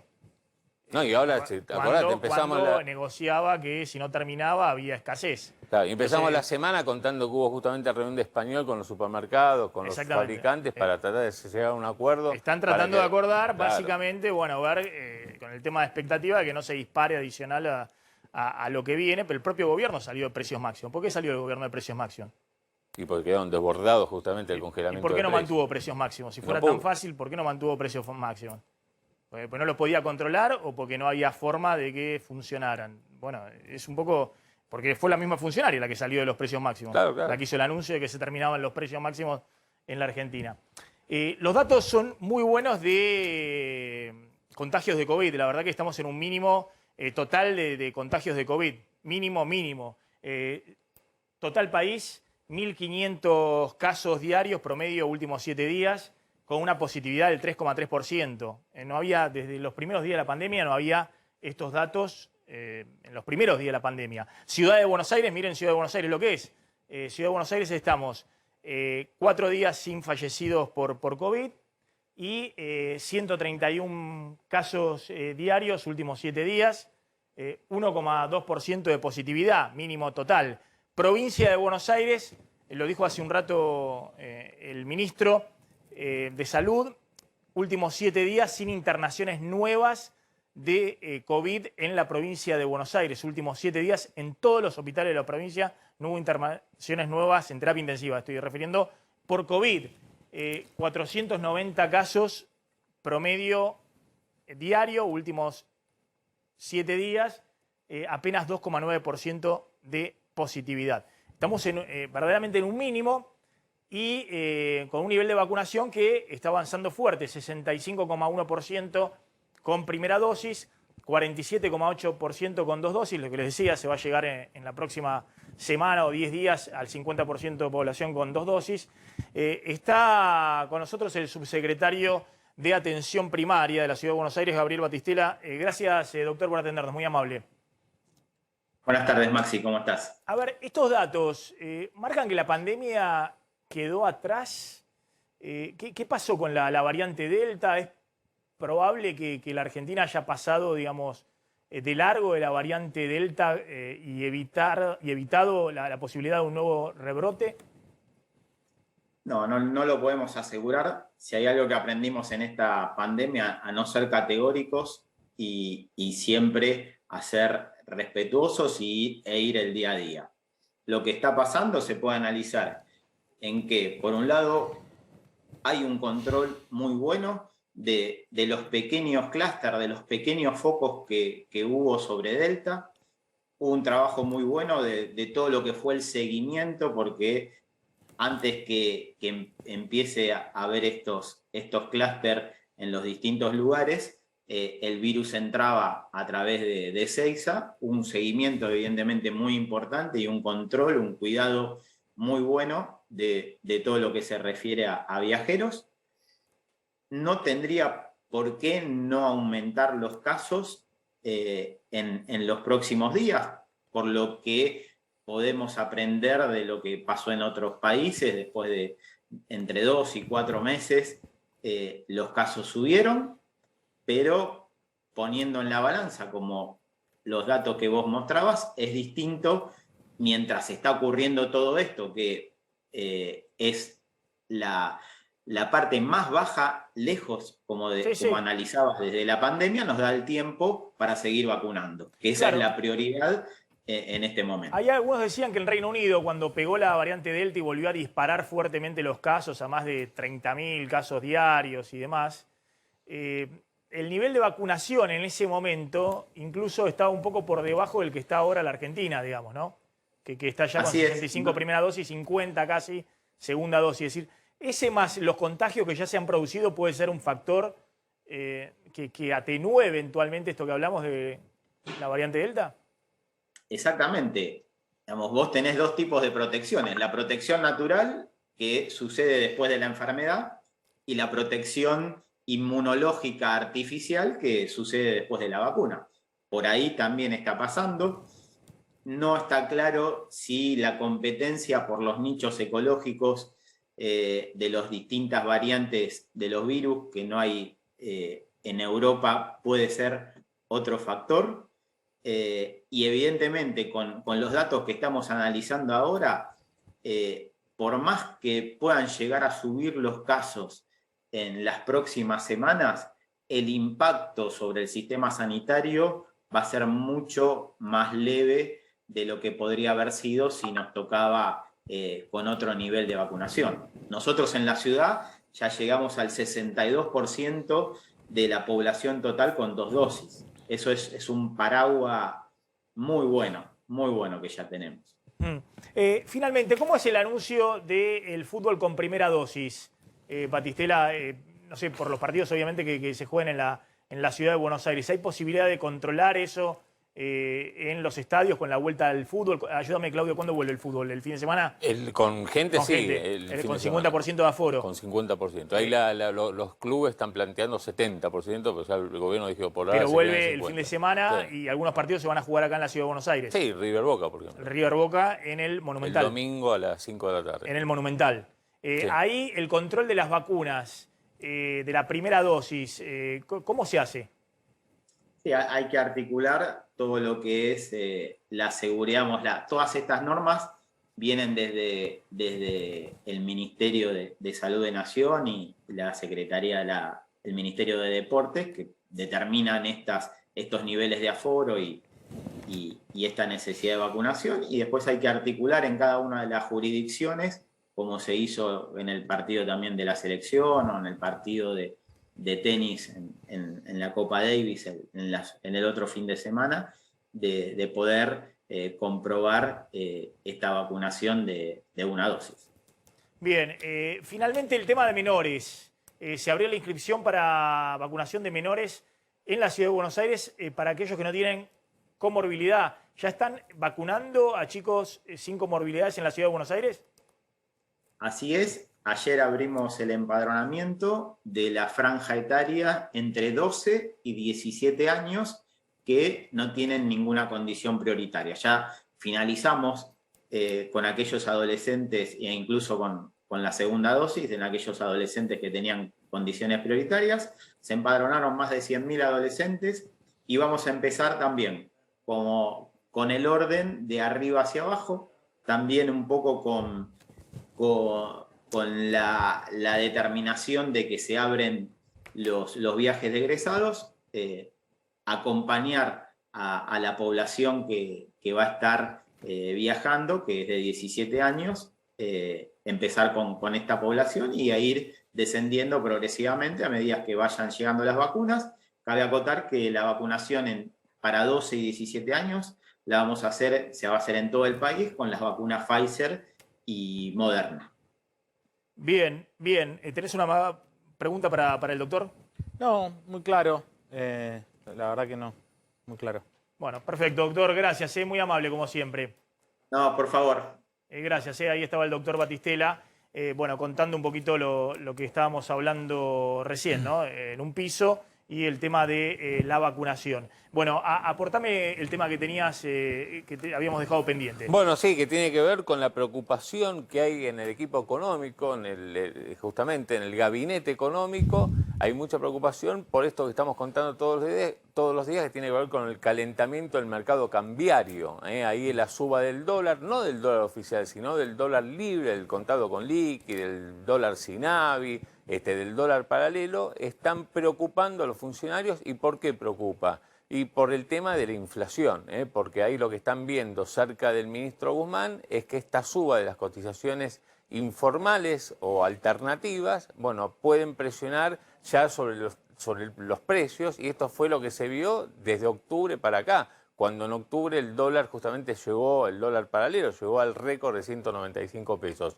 ¿Qué es lo que están viendo? Bueno, esto es que los faltantes de productos, los faltantes de insumos para la industria, por ejemplo, por el bloqueo de las importaciones, lo que puede hacer, y de esto estuvimos hablando en los últimos días, es que justamente presionen a los precios, o porque hay pocos productos importados y lo que hay vale más caro, o porque no se puede fabricar y hay escasez, o por simple, digamos, por ejemplo, los empresarios que cuidan su stock, entonces mandan menos mercadería a los mercados, y eso lo que hace justamente es hacer subir los precios. Bueno, y después está lo que fue la experiencia reciente. A partir de octubre, cuando el dólar llegó al récord ese de 195, lo que se vio fue una aceleración inflacionaria. Creen en el gobierno que una parte de esa aceleración inflacionaria tiene que ver con el dólar récord de aquel momento, otra parte tiene que ver con la suba muy fuerte que hubo en las materias primas a nivel internacional, pero bueno, entonces lo que están viendo es que el año donde ellos estaban proyectando, Guzmán mismo había dicho que preveía una inflación más cercana al 2% en noviembre, diciembre, bueno, más que cerca de 2 es muy probable que se termine cerca de 3 o incluso que vuelva a 3%. Entonces, bueno, por eso están con preocupación viendo otra vez una dinámica que incluso lo puede perjudicar electoralmente cuando haya que ir en noviembre a votar, Maxi.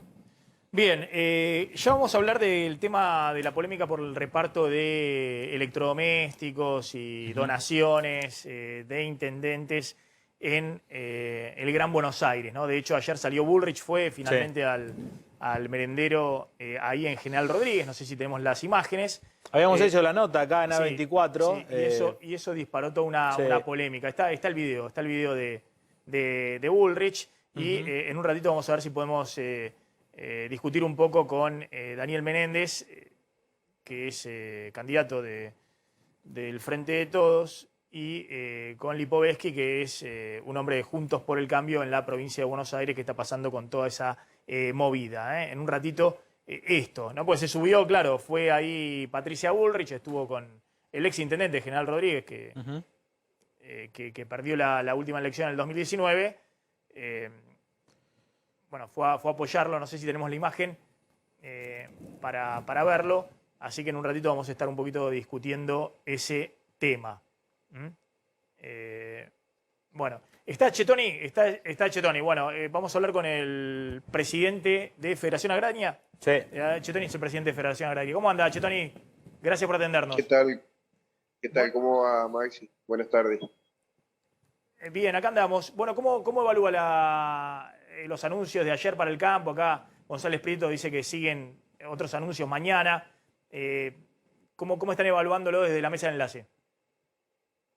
Bueno, la verdad que tuvo un sabor agridulce porque si bien nosotros pretendíamos la apertura total, lamentablemente no se logró, pero sí se consigue que se pueda exportar la categoría de vaca conserva y manufactura que va con destino a China, y que es un volumen importante y por sobre todas las cosas una categoría de animal que no tiene mucho tiempo para esperar.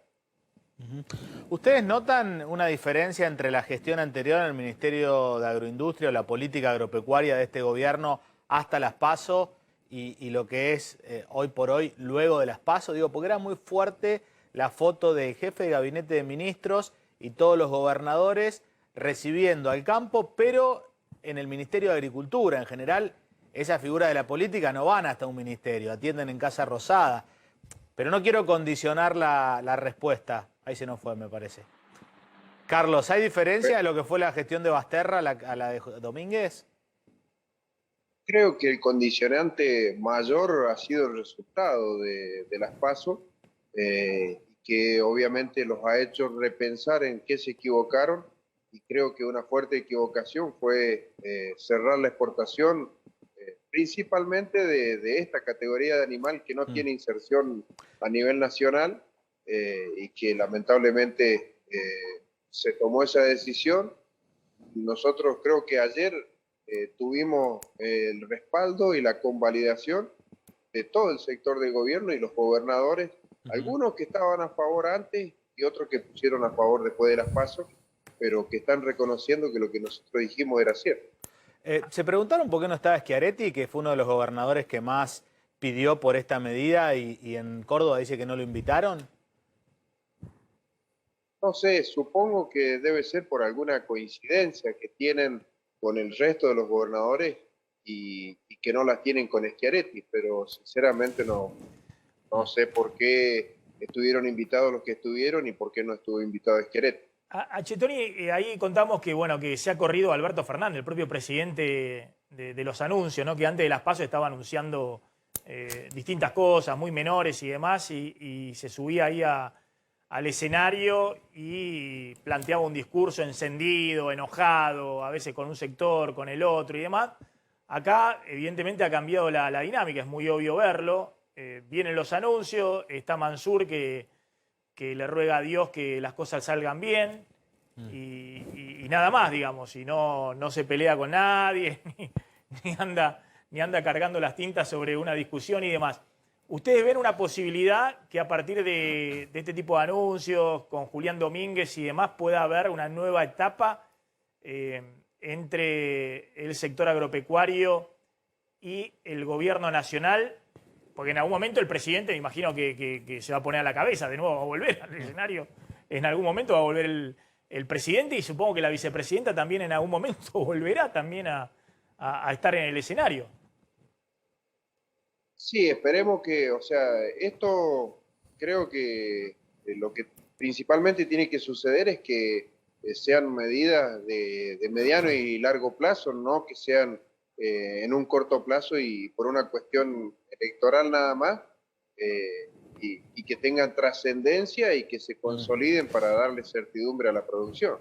Carlos, tenemos la información que mañana 6 de la tarde anuncian en la Casa Rosada el plan agroindustrial a través de un proyecto de ley que van a mandar del Ejecutivo a la Cámara de Diputados. ¿Les comentaron algo respecto a esto? ¿Van a estar ustedes mañana? ¿Qué nos puede contar? Sí, ha llegado la invitación. Es algo que se ha venido trabajando con el Consejo Agroindustrial. Obviamente que las devoluciones no fueron las más felices para principalmente el sector primario, si bien tiene algunas condiciones para mejorar e impulsar la producción, principalmente en lo que es economías regionales está bastante pobre o prácticamente nada para el sector productivo y obviamente que eso condiciona el entusiasmo que tenemos, ¿no? ¿Hay de alguna manera, usted cree, una visión distinta de lo que es el sector agropecuario y la dinámica con el gobierno? De un lado con Mansur, algunos gobernadores tipo Perotti y demás, y del otro lado Cristina y Alberto Fernández. Que vaya a ser diferente, Maxi, me preguntás. No te entendí bien. Si ustedes perciben, ustedes conocen a todos los personajes, digamos, y han hablado, no sé hace cuánto que no la ven a Cristina, me imagino que ahí ha pasado mucho tiempo, pero Alberto Fernández lo han visto. Bueno, obviamente lo conocen a Domínguez, a Mansur. Si cree que hay, de alguna manera, una nueva orientación dentro del gobierno, o es algo que el gobierno busca desesperadamente maquillar ahora en estas semanas preelectorales, digamos, de alguna manera para tratar de dar vuelta a lo que ha sido una verdadera catástrofe desde el punto de vista electoral, sobre todo en el interior de provincias como Santa Fe, obviamente Córdoba, el interior de la provincia de Buenos Aires, La Pampa, donde ha perdido también el gobernador del Frente de Todos? Sí, se está queriendo dar una imagen totalmente distinta y reconociendo los errores. Ahora, es difícil diferenciar si es un gesto o es netamente electoral lo que están haciendo. Nosotros queremos creer que están, ya sea por el reto que han tenido en las urnas, que están reconociendo los errores y que quieren corregirlos. Y además, tengamos en cuenta que ganen o pierdan, ellos tienen que seguir conduciendo por 2 años más y ojalá que entiendan y que en este mediano plazo de los 2 años las políticas sean en favor del sector agropecuario y de todos los argentinos más allá de los resultados electorales. Chetoni, ¿y qué va a pasar con los precios de la carne? Porque toda esta medida del bloqueo a las exportaciones se tomó porque la carne había subido 80% en el último año. ¿Qué va a pasar? Y le pregunto si hubo algún compromiso de parte de ustedes hacia el gobierno de que no haya aumento, digamos, porque desde marzo, junio para acá, los precios dejaron de subir, por lo menos. Bajaron mínimamente, pero dejaron de subir. ¿Qué va a pasar de acá en adelante después de la medida de ayer? A ver, algo que tiene que quedar muy claro. Primero, nosotros no manejamos los precios de góndola. E incluso ni siquiera los de Hacienda en pie nos ponen el precio. En segunda instancia, la apertura de la vaca de categoría de inserción en China no tiene nada que ver con los precios internos, porque el precio doméstico no tiene nada que ver porque no se consume esa categoría acá en la Argentina. Lo que sí es probable que se dé y que no tiene nada que ver es que al inyectar más dinero en el circuito interno haya una atracción hacia la inflación y por otro lado los feedlots que han tenido un trabajo a media máquina porque no había una fuerte demanda y obviamente que no iban a preparar novillo que no tuviera inserción. Entonces podemos encontrarnos con un incremento de demanda que sea insatisfecha por la provisión que haya interna. A ver, Carlos, información que te está llegando en este momento. No, tiene que ver con el proyecto de ley que van a presentar mañana. Dicen en el gobierno que está consensuado con la producción también, con el Consejo Agroindustrial Argentino, más allá de lo que nos comenta usted, Chetoni, que los productores más chicos, que las economías regionadas no están contempladas. ¿Ustedes están de acuerdo o no están de acuerdo con este proyecto de ley? Y si estarían dispuestos también a defenderlo con los votos de la oposición para que finalmente salga, porque si tienen los votos del oficialismo y el campo le ayuda a juntar el consenso en diputados y en senadores con los votos de la oposición, que tiene más afinidad con el campo, hablemos las cosas como son, y bueno, el proyecto va a ser una realidad. ¿Ustedes estarían dispuestos a acompañarlo? Si se incorporan, porque obviamente que esto entra a comisiones y entra a enriquecimiento, obviamente, o que no pueda proceder, pero si se incorporan algunas condiciones que nosotros vemos como para que el sector primario esté comprendido e impulsado, obviamente que sí, de cómo está, nosotros no es que nos oponemos, pero decimos que necesitamos algo más para que tenga la real incidencia que tiene que tener en el sector productivo. Bien. A Chetoni, lo que no entendí el tema del anuncio de ayer, ¿no? Con respecto a la exportación a China, ¿no? De vaca conserva y demás. Ayer finalmente se abrió un sector de exportación que no se consumía acá, o parte de eso también se consumía acá. Digamos, hay toda una polémica respecto a eso, ¿no? El sector dice, bueno, eso no se consume acá. Ayer Julián Domínguez dejó entrever, digamos, que lo que se abrió para la exportación a China no se consume acá, pero en su momento había salido a Cristina a decir que cómo que no se consume acá, que no me digan que no se consume acá esto que se exporta a China. ¿Se consume o no se consume acá lo que se exporta a China, ¿no? La vaca conserva? No se consume acá. Sí se puede utilizar para algún tipo de conserva, pero no se consume como lo consumen en China, no se consume. De hecho, los cortes que nosotros consumimos en la Argentina es del novillo liviano de un corte premium que gracias a Dios tienen ese tipo de consumo, pero la vaca que va a destino a China es muy poco probable de que se consuma en el mercado interno. Sí, por la dureza, por las condiciones. Va para picadillo fundamentalmente, una partecita de las hamburguesas, es decir, es toda esa vaca vieja que se carga al frigorífico antes que se muera en el campo. Entonces, lo que decía en el campo es dejarme esta vaca vieja, por lo menos venderla y sacarle... El resto que ha quedado restringido sí se consumen acá. Sí, igualmente es una medida, digamos, donde una ala del gobierno termina triunfando por sobre otra ala del gobierno. Esto hay que decirlo con todas las letras. Recordemos que se filtró un audio de Jorge Sol, mi secretario de Agricultura, pidiéndole a un importante dirigente del gobierno nacional que Máximo entienda que no estaba bueno cerrar este tipo de exportaciones. Es decir, claramente... Eso fue Cristina, hace como un mes. Hace un mes. Cristina lo ha hecho Lo ha hecho Después público. Cristina salió a defender la medida del cierre el jueves previo a las PASO, y ahora el gobierno con el jefe de gabinete sale a defender y a ni hablar, perdóname, Claudio, ni hablar de Paula Español. Ahora me parece también que Julián Domínguez entra en un momento de debilidad, si querés, del gobierno. Ponenlo con la cucaracha.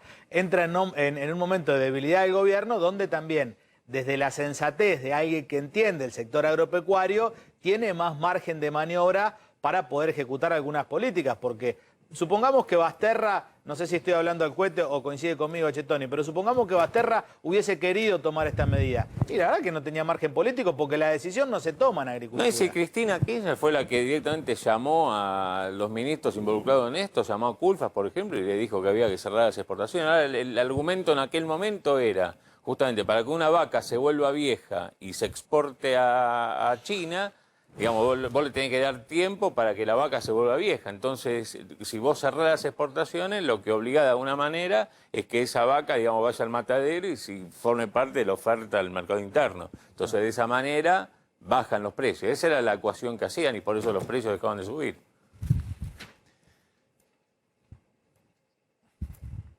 Es así. Bueno. ¿Se tildó? Sí. Está bien. Chetoni, gracias, muy amable. Bueno, gracias a ustedes. En cualquier momento. Gracias, Chetoni, muy amable. ¿Tenés algún datito más de economía? Bueno, que tiene que ver justamente lo que está pasando en este momento en el mercado cambiario, porque como suele ocurrir, el Banco Central vuelve a intervenir a esta hora, justamente en lo que es el mercado del contado con liqui, que llegó a 178 hace un ratito, lo baja un peso, está interviniendo, te digo, con una mayor cantidad de dólares que de costumbre, está llegando a 30 millones de dólares por día, venía haciéndolo entre 12 y 20, y bueno, lo que estamos viendo es un mercado justamente donde la dolarización va creciendo. Entonces, la noticia de último momento tiene que ver esto, un Banco Central otra vez activo, interviniendo para calmar, por lo menos en ese segmento del mercado, la cotización. En lo que es el mercado paralelo, 187,50. Prepárenme, por favor, el tape de Bullrich con el tema de General Rodríguez y demás, para así no perdemos tiempo, pues ya está, bueno. A ver, dale. 187,50 al paralelo, mientras que los dólares libres en este momento están 195, 196 pesos, Maxi. Bueno, fíjense lo que les decía ayer Bullrich. Otro día en el plan Abrazar, bueno, nos dijeron que teníamos que poner el cartel para poder recibir la heladera. Bueno, ahora por ejemplo, cada vez que nos traían mercadería para entregar a la familia, bolsón de mercadería, merienda, olla popular, cartel, pechera, el barbijo de la 13, la bandera que la tenemos ahí colgada pero está levantada, y esas eran las condiciones. Pero ahora resulta que no hubo nunca condición, nunca nos dijeron nada. O sea, ahora se dice que era una estupidez, como vos decís. Ahora tiene que volver a traer todo lo que traía para las 52 familias que ustedes... No, dijo que nos olvidemos. Que nos olvidemos de toda ayuda que ellos nos traían. Sí, era mentira. Pero si era mentira, como dijeron ellos. Son los chicos. Claro, ellos decían que ayudaban a los chicos, pero ahora nos dijeron que nos olvidemos. O sea, Ahí está Patricia Bullrich. Está Daniel Menéndez, que es candidato, exfuncionario del gobierno, es candidato del Frente de Todos, y está Daniel Lipovetsky, que es dirigente de Juntos por el Cambio en la provincia de Buenos Aires. Gracias a los dos. Bueno, a ver, no sé quién quiere comenzar. Daniel, ¿se está moviendo el tema del aparato tradicional del peronismo repartiendo cosas a cambio, digamos, de proselitismo? Hola, ¿cómo estás, Maxi? ¿Qué tal, Daniel? Sí, te escucho.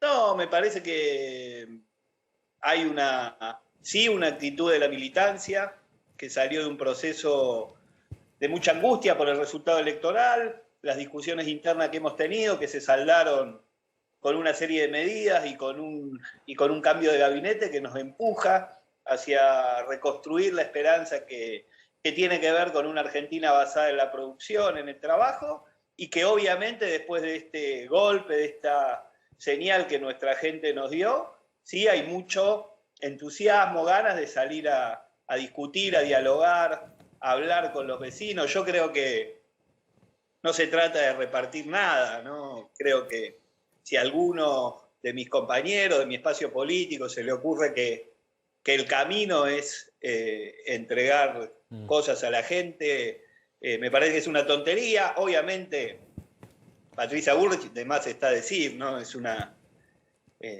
dirigente que ya ha dado muestra de prácticas miserables políticas, como salir en plena pandemia a movilizarse en contra de las medidas de cuidado y expresar un sector de la sociedad que busca estigmatizar a quienes son parte de organizaciones sociales. Obviamente, este hecho que señalaban, yo la primera vez que lo veo, es absolutamente repudiable si es tal cual así se muestra, pero me parece que nosotros aprendimos la cultura política y nuestra sociedad sabe, la gente no es tonta, y ese no es el camino para reconstruir esperanza. El camino es que hemos escuchado que hay que acelerar un proceso de recuperación, que hay que validar las medidas que se han tomado durante la pandemia, pero que hay que construir futuro, que hay que construir un horizonte de esperanza, y me parece que a eso es lo que se va a abocar muchísimos militantes que no quieren volver atrás, que tienen claro que el macrismo es parte de los problemas de nuestra sociedad y que necesitamos un horizonte de estabilidad y de continuidad de un proyecto que garantice el trabajo en la Argentina. A ver, está claro, Daniel. A ver, Lipovetsky, breve sobre esto y quiero ir a una cuestión más de fondo, que son los anuncios de hoy, digamos, y la estrategia respecto a estos anuncios. Breve sobre esto porque Menéndez reconoció que esto es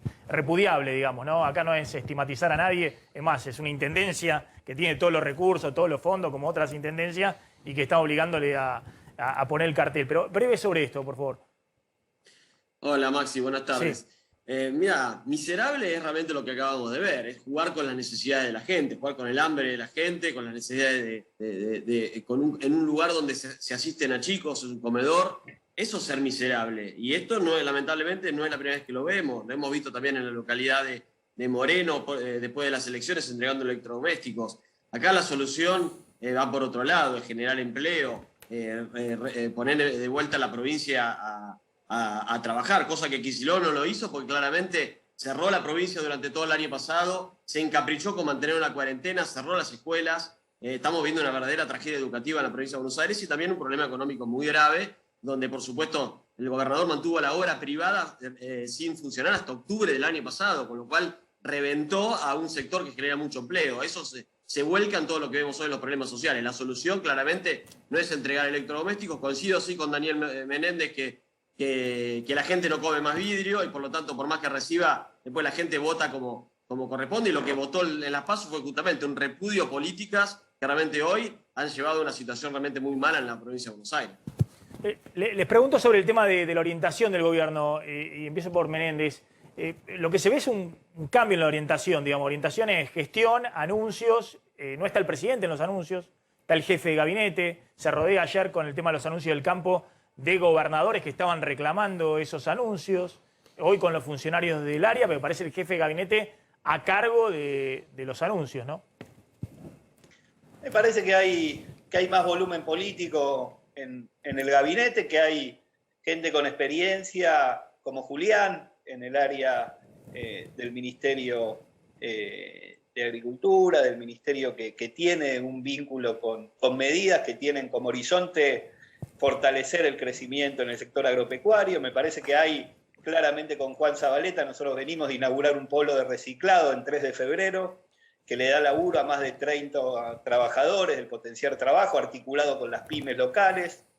Hay una agenda muy clara de reactivación y de poner en marcha el funcionamiento del Estado, que es parte de las señales que nuestra gente nos dio con el voto. El presidente está siendo parte de una agenda que tiene que ver con escuchar, con salir a dialogar con la gente. Ese es el camino. Nosotros tenemos claro que ha habido una señal de nuestra gente. Nosotros, obviamente, el escenario que nos tocó es muy difícil, después de un deterioro enorme de 4 años que destruyeron empleo, ¿no? La verdad que nuestra gente, y es el diálogo que entablamos diariamente en esta etapa de campaña, no tiene que ver con repartir nada, tiene que ver con tener memoria, no entrar en discursos falsos e hipócritas hablando de trabajo cuando cerraron 25.000 pymes durante el gobierno del presidente Macri. Y me parece que el horizonte tiene que ver con escuchar, con poner en marcha el funcionamiento del Estado de manera mucho más fuerte, mucho más intensa, y por supuesto acelerar el proceso de recuperación, que haya una recuperación que pueda acercarse a la mesa de cada una de las familias y poner en claro que hay un horizonte que, a pesar de los obstáculos de la pandemia, que son innegables, nos retrasó un proceso de recuperación, pero que no podemos volver atrás, y nosotros tenemos la responsabilidad del Frente de Todos de construir ese futuro. Obviamente, quizá el discurso estuvo muy asentado meses atrás de lo que hicimos durante la pandemia, que yo creo que es reivindicable, que la gente lo valora, pero había una ausencia de perspectiva de futuro, que es lo que tenemos que reconstruir para no volver a tropezar con la misma piedra, que tiene que ver con un proyecto que destruye empleo, que genera tarifazo, que achica el Estado, que genera todos los padecimientos que hoy tenemos que sufrir, pandemia mediante, y me parece que a nuestra gente hay que hablarle en esos términos, estar más cerca, motorizar a nuestra militancia, a nuestro espacio, y que ese es el horizonte que tenemos de aquí al próximo 14 de noviembre. A ver, Lipovetsky, muy breve, porque estoy sin tiempo. La seguimos en otro momento, muy breve. Bueno, hipócrita es hablar del valor de la presencia del Estado y haber utilizado el Estado para vacunarse antes que los funcionarios, los amigos del poder, o de los funcionarios antes que el resto de la gente, ¿no? Me parece que o usar un plan de vacunación para sacar un rédito político. Me parece que la hipocresía va por ahí. La verdad que apelar a la memoria de lo que pasó, de lo que hicimos, las redes ya llevan un gobierno que lleva casi 2 años de gestión y no muestra un solo resultado, y que se han destruido empleo, la gente la está pasando muy mal, tenemos un 50% más de pobreza, han cerrado las escuelas, tenemos una tragedia educativa. Realmente no hay un solo hueco, un solo punto de gestión que pueda destacar, y me parece que eso es lo que la gente de alguna manera evaluó. Me parece que hemos madurado como sociedad, entendemos que el modelo de política del kirchnerismo, donde solamente se basa en tratar de generar empleo a través del Estado, no va más. Por eso recién Daniel destacaba a Julián Domínguez. Sí, asumió Julián Domínguez, hubo un cambio en la agricultura, pero en definitiva lo que terminó pasando es que digamos, siguen limitadas las exportaciones de carne, y eso implica un golpe muy fuerte a un sector muy productivo que genera mucho empleo, como es el sector de exportación de carne. Estoy sin tiempo, la seguimos en otro momento. Gracias a los dos, Daniel Menéndez y Daniel Lipovetsky. Vamos volando a la tanda. Cuando volvamos a hablar un poquito de que Cristina se corrió del eje. En el gobierno decían, bueno, por suerte quedó en un tuit, digamos, no eclipsó lo que el gobierno quería mostrar, que era las tapas de gestión. De hecho, uno de los consultores que está hoy cerca en la comunicación del gobierno, no sé si tenés ahí las tapas hoy de La Nación y de Clarín, las destacó Raúl Timerman. Tenés ahí el tuit de Raúl Timerman destacando que son 2 tapas que muestran la gestión, que no es estar en la confrontación y demás, es lo que quiere mostrar el gobierno. Pero bueno, lo cuento después que volvemos de la tanda. Ya volvemos.